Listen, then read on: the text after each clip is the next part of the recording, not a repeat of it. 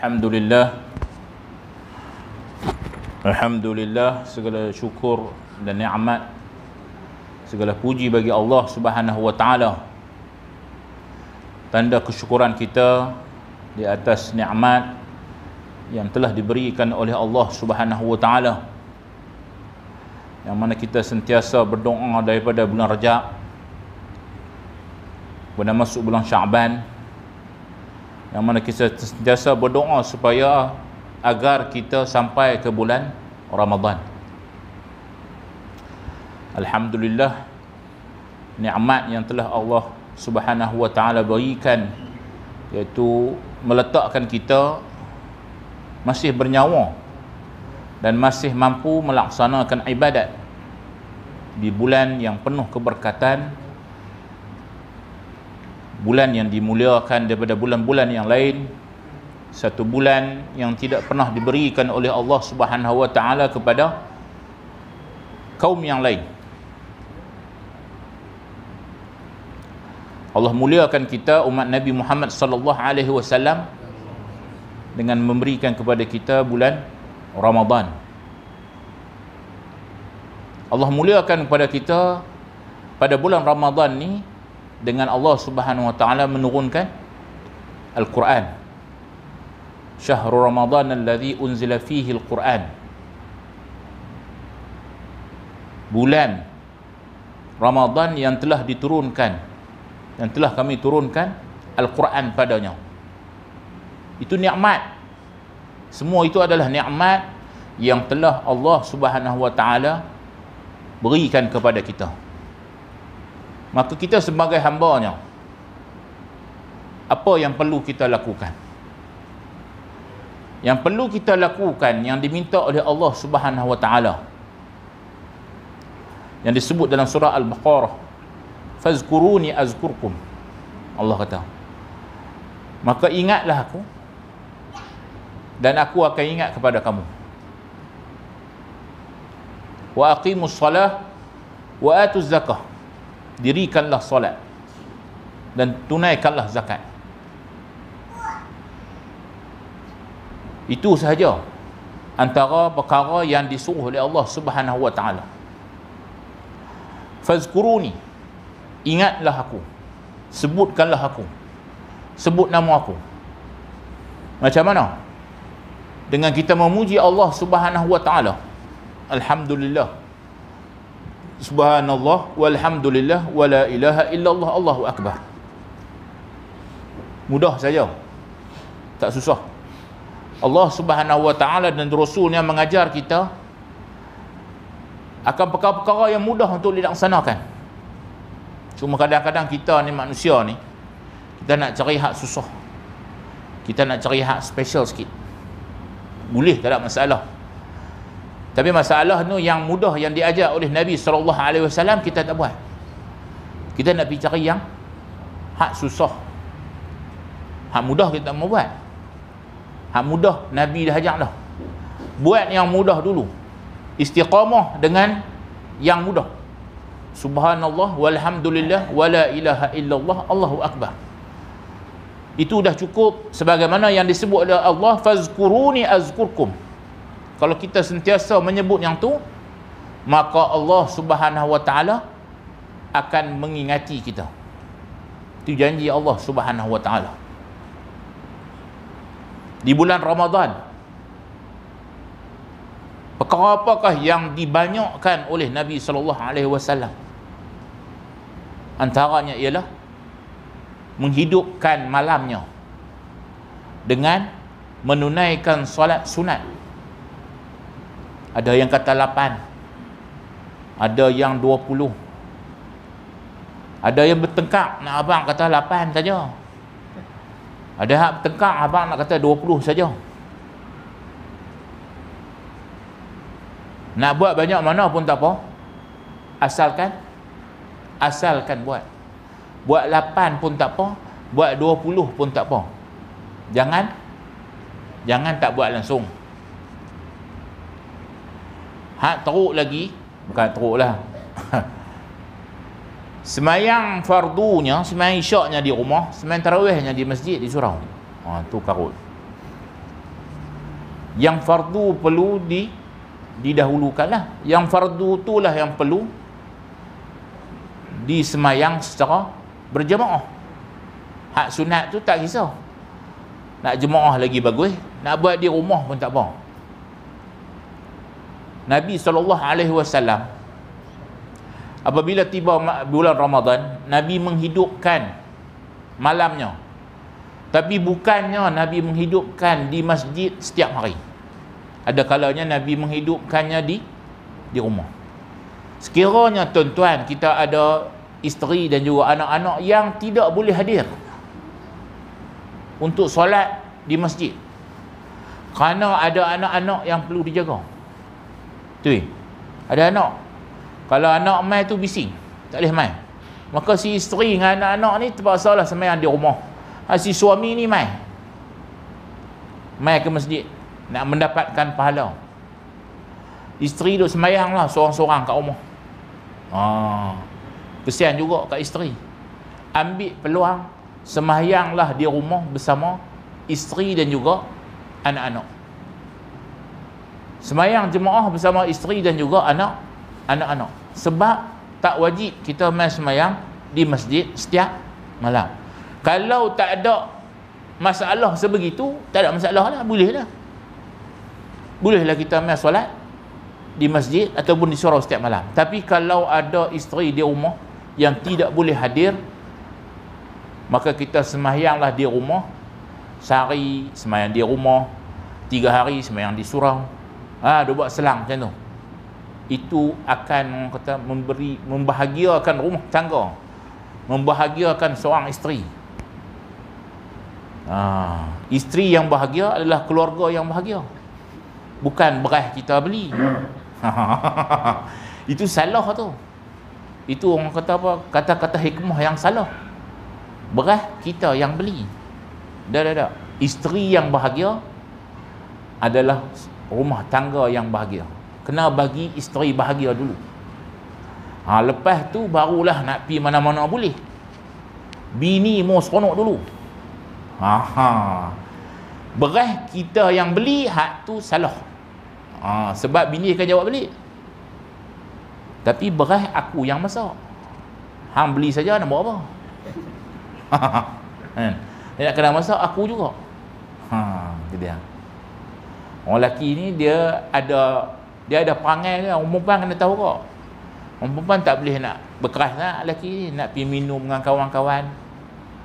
Dia ada perangai macam tu. Perempuan dia tak apa, dia duduk rumah saja tak apa. Tapi lelaki tak. Lelaki dia mesti pergi kedai kopi, dia mesti pergi mancing, dia nak berkonvoi naik motor. Semua tu perangai orang lelaki. Tapi lelaki dia kena pandai. Dia kena pandai. Jadi ambil peluang bulan puasa ni. Kalau ada keluarga isteri di rumah, maka kita berjamaah dengan dia, dapat pahala bersama-sama. Tapi kalau dia tu AJK surau ke AJK masjid, kena mai juga, tak boleh nak tabah. Dia lah hak nak azannya. Kalau dia tak ada, pakai tak azan dah surau, itu kena mai lah kan. Baik, ambil peluang di bulan Ramadan ni tuan-tuan. Kita buat minit ke berapa? 15 minit apa? Ambil peluang yang terakhir yang saya sebut, ialah kita berdoa kepada Allah Subhanahu Wa Taala. Kerana Allah sebut dalam surah Al-Baqarah tadi, saya baca tadi, Allah sebut kepada Nabi sallallahu alaihi wasallam, A'udzubillahi minasyaitonirrajim, qad nara taqalluba wajhika fis sama'. Allah kata, ketika mana Nabi berhijrah ke Madinah, ketika Nabi berhijrah ke Madinah, ketika itu kiblat orang Islam ialah Baitul Maqdis, bukan Kaabah lagi. Jadi Nabi SAW ketika itu diejek oleh orang-orang Yahudi. Orang Yahudi kata tu dia, orang Islam dia kiblat dia sama dengan kiblat kita, depa tak ada kiblat. Itu pertama. Yang kedua, puasa Nabi SAW, puasa orang Islam ketika itu ialah sama seperti puasa orang Yahudi. Jadi orang Yahudi dia ejek juga Nabi SAW dengan orang Islam. Dia kata orang Islam puasa macam kita juga. Tapi ada hikmah dia. Ada sebahagian daripada orang Yahudi masuk Islam. 18 bulan Nabi dan juga orang Islam menghadap kiblat ke arah Baitul Maqdis. Akhirnya Allah turunkan wahyu. Allah sebut qad nara taqallub wajhika fis sama. Kami sering melihat kamu wahai Muhammad, taqallub wajhika fis sama, mendongakkan kepala kamu melihat ke langit. Maksudnya Nabi buat apa kita kata? Nabi SAW berdoa. Nabi berdoa. Kiasannya ialah Nabi tengok ke langit tu, Nabi berdoa. Kiasannya kan? Jadi Nabi, Allah Subhanahu Wa Taala dia melihat Nabi sentiasa berdoa. Berdoa apa dia? Untuk mengalihkan kiblat ke Kaabah di Mekah. Nabi sentiasa mengharap dan berdoa kepada Allah. Itu dia. Maksudnya apa di sini saya nak jelaskan? Ialah ketika mana kita berdoa kepada Allah Subhanahu Wa Taala. Tak kira lah nak tengok ke langit ke, nak tengok ke tanah ke, Allah Subhanahu Wa Taala akan melihat kepada kita. Allah tengok kita, tuan-tuan. Ketika mana kita berdoa, maka Allah Subhanahu Wa Taala tengok. Bukan tu saja. Bukan Allah tengok sahaja. Malah Allah sebut, wa idza sa'alaka ibadi anni fa inni qarib. Ketika mana ada hamba-Ku yang berdoa minta kepada Aku, fa inni qarib, sesungguhnya Aku dekat. Yang pertama kalau kita doa ni tuan-tuan, Allah tengok. Kan? Hampa doa, aku tengok hamba. Bukan dekat tu, kalau hampa doa minta dekat aku, maka aku dekat dengan hamba. Tu kemuliaan yang Allah berikan kepada hamba dia yang meminta kepada dia. Dan situasi doa yang paling terbaik apa dia tuan-tuan? Situasi doa yang, keadaan doa yang terbaik sekali macam mana? Ialah solat. Solat ni daripada perkataan solat. Solat ni maksud apa? Solat ni maksud dia doa. Dia terbahagi. Solat ni terbahagi pada dua. Dalam kata bahasa dalam syariah ni dia terbahagi pada solat. Satu dia bagi kepada solat, satu lagi dia bagi kepada solat selawat. Asal satu perkataannya solat. Maksudnya yang asal ialah doa. Jadi maksudnya falsafah kita sembahyang ni selain daripada kita tunduk sembah kepada Allah Subhanahu Wa Taala, falsafahnya ialah kita meminta kepada Allah Subhanahu Wa Taala. Apakah perkara yang wajib yang kita perlu ucapkan di dalam solat ni tuan-tuan? Apa yang perlu kita wajib baca pada tuan-tuan? Al-Fatihah. Fatihah tu adalah satu bentuk doa yang cukup besar. Kita bercakap, kita meminta kepada Allah ketika mana kita membaca Al-Fatihah. Bismillahirrahmanirrahim. Kita puji, kita mula dengan memuji Allah Subhanahu Wa Taala. Kita puji Allah dulu. Alhamdulillahirabbil alamin, segala puji bagi Allah, Tuhan sekalian alam. Ar-Rahmanir-Rahim, yang Maha Pengasih lagi Maha Penyayang. Malik Yaumiddin, Raja yang memiliki hari kebangkitan, hari kiamat. Kita puji dia, kita bodek Allah Subhanahu Wa Taala. Bodek kan, orang Penang kata bodek. Kita bodek Allah, kita puji Allah Subhanahu Wa Taala. Sebelum kita nak minta ke dia tu, kita puji dulu. Puji melangit. Kemudian kita habaq dia, kita siapa? Aku mai ni Allah. Aku ni siapa? Iyyaka na'budu wa iyyaka nasta'in. Kepada kamulah, akulah hamba kamu yang sembah. Kepada kamulah aku sembah. Itu kita nak declare diri kita depan Allah SWT. Kita sebut iyyaka na'budu. Hanya kepada kamulah aku sembah. Kita declare diri kita siapa dia? Kita declare lagi diri kita iyyaka nasta'in, dan kepada kamulah wahai Allah aku meminta pertolongan. Kita declare diri kita, kita perkenalkan diri kita depan Allah Subhanahu Wa Taala. Kemudian barulah kita minta, ihdinas siratal mustaqim, tunjukkanlah, berikanlah, hidayahkanlah kepada kami jalan yang lurus. Kita minta kepada Allah Subhanahu Wa Taala, tu baru kita minta. Kita puji dia dulu. Kita puji, kita declare diri kita sampai dia depan dia. Kemudian baru kita minta kepada Allah Subhanahu Wa Taala. Itu dah Al-Fatihah. Jalan yang lurus ni macam mana? Jalan yang engkau telah berikan nikmat. Jalan nikmat yang telah engkau berikan kepada mereka terdahulu daripada aku. Dan bukanlah jalan, dan kita minta supaya tidak diberi jalan yang dimurkai oleh Allah Subhanahu Wa Taala. Dalam tafsir, orang maksudnya ghairil maghdub, yang dimurkai ni maksudnya siapa? Orang-orang Yahudi. Sebab orang Yahudi ni dia percaya, dia hanya percaya kepada Tuhan yang satu. Dia cuma tidak beriman kepada Nabi Muhammad sallallahu alaihi wasallam saja. Jadi Allah murka kepada mereka. Tapi adakah di kalangan orang Islam yang sebegitu? Ada orang Islam tapi dimurkai oleh Allah Subhanahu Wa Taala. Ada, tuan-tuan. Contohnya siapa? Contohnya anti hadis. Golongan anti hadis. Ada di Malaysia orang? Ada. Kepala dia dah mati dah. Kepala dia mati dah. Kan?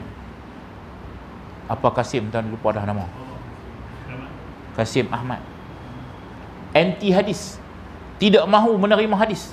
Hanya nak kepada Al-Quran. Lebih kurang macam Yahudi juga. Hanya beriman kepada Allah tapi tidak beriman kepada Nabi Muhammad sallallahu alaihi wasallam. Itu golongan seperti mana Yahudi, jalan yang dimurkai oleh Allah Subhanahu Wa Taala. Islam tak? Islam. Dan jalan yang terakhir yang kita tolak, waladhdallin, dan jalan orang-orang yang sesat. Dalam tafsir, ulama mengatakan bahawasanya itu adalah orang-orang Kristian. Mereka sesat kerana mengatakan Isa tu adalah anak Tuhan. Tapi dalam Islam ni ada, dalam masyarakat kita, masyarakat Islam di Malaysia ni ada golongan macam tu. Ada tak ada? Teruk lagi daripada Kristian. Teruk lagi. Ni baru ni duk viral video. Nabi Muhammad tu adalah Tuhan. Allah tu adalah pangkat saja. Ada. Di mana? Di Johor. Johor lagi. Tajuk hari ni Johor. Mampu aku pergi Johor kena pukul. Selakui ustaz ni kata kutuk Johor. Ada orang Johor? Nah.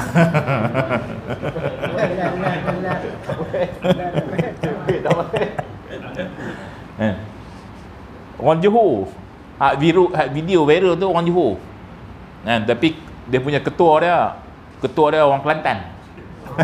Duduk di Johor. Ketua dia tu orang Kelantan. Depa ni mengaku, depa ni Islam ni, depa ni Islam. Depa mengaku bahawasanya Muhammad itu adalah Tuhan. Allah tu siapa? Allah tu pangkat macam pengetua. Allah tu pangkat pengetua, pengurus, pengarah. Jadi siapa yang memegang jawatan Allah tu? Muhammad lah. Orang kata tu. Hak tu macam mana? Teruk lagi daripada Kristian. Teruk lagi, tuan-tuan. Itu waladhdallin tu, tuan-tuan. Tuan-tuan, kita duk rasa macam aku bukan Yahudi, aku bukan Kristian. Tak, tuan-tuan. Ghairil maghdubi alaihim waladhdallin tu ada dalam masyarakat Islam di Malaysia ni ada, tuan-tuan.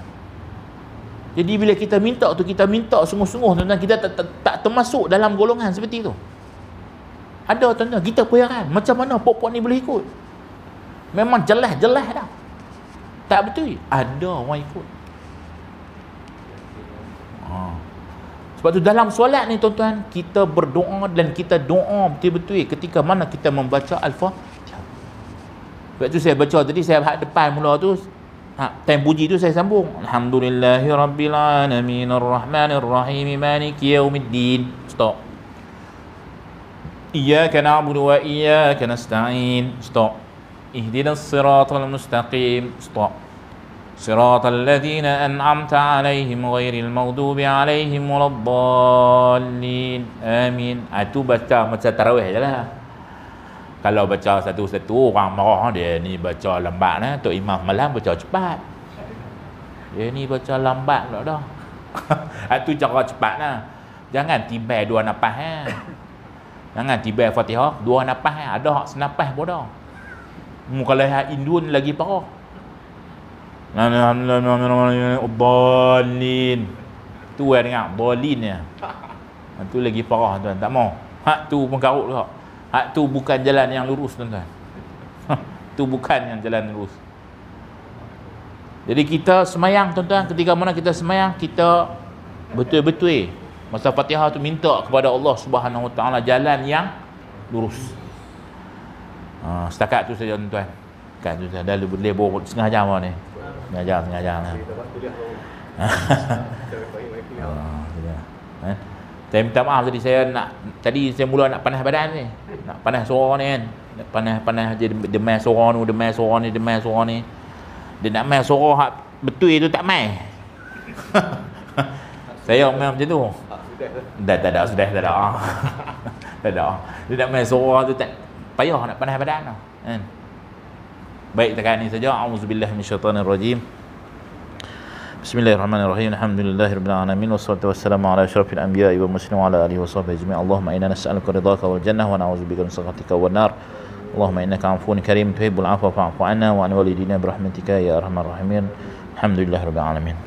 Dan akhir sekali tuan-tuan, saya nak berkongsi, saya dah bawa tabung kutipan pembelian wakaf, pembelian Quran Mu'jam untuk sekolah kami di Maktab Wanjah. Ada anak-anak tuan mengaji Maktab Wanjah ada. Jadi satu sebiji Quran 40 ringgit. Jadi kami buka lah tuan, kalau sekiranya sudi untuk orang kata bersedekah, infak untuk pembelian Quran Mu'jam di sekolah kami, di sekolah Maktab Wanjah, tepi masjid, orang panggil Masjid Keling, Masjid Abdul Qadir kan. Dulu masjid ni dia khutbah dalam bahasa Tamil. Lah ada. Tapi kuliah bahasa Tamil ada lagi. Siapa nak pergi dengar kuliah bahasa Tamil, satu di Masjid Abdul Qadir, satu lagi di Masjid Sungai Puyuh. Dua ni saja yang masih lagi kuliah dalam bahasa Tamil. Penang lain cerita lah. Penang banyak di belah sini ni. Sekolah kami duduk tepi pada masjid tu. Jadi kami buka tabung lah. Saya ingin mengajak lah tuan pada bulan Ramadan ni kan, supaya kita menambah pahala kata. Selain Nabi ni, selain daripada beribadat, Nabi banyak bersedekah, menggandakan sedekah di bulan puasa. Wallahu ta'ala a'lam.